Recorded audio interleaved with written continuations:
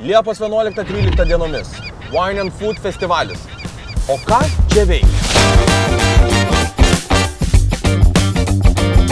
Šių metų šalis vindarė žvaigždė yra Slovėnija, tad šiame paviljone vyną degustuoti visą dieną galėsite nemokamai, o jeigu pageidaujate degustacijos su Lietuvos geriausiais someljė, masterklases galėsite įsigyti ir iš anksto, ir vietoje. Atvykę į festivalį, savo automobilį galėsite pastatyti erdviame kempinge.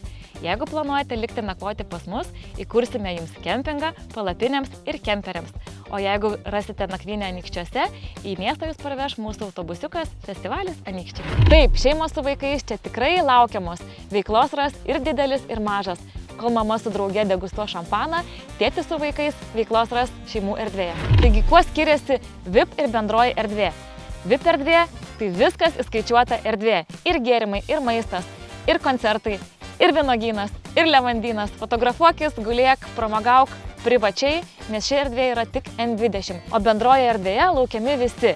Tie, kurie nenori už viską mokėti iš karto, o atvykę vietoje išsirinks patys. Taip pat noriu informuoti, kad dėl gyvūnų ir žmonių saugumo Wine and Food festivalio metu safario turų neorganizuosime. Draugai, jūsų laukia net 3 skirtingų temų dienos. Country, disko ir Viduržemio jūros fiesta. Traukite savo gražiausius kostiumus, blizgučius ir skrybėlės ir švęskime kartu.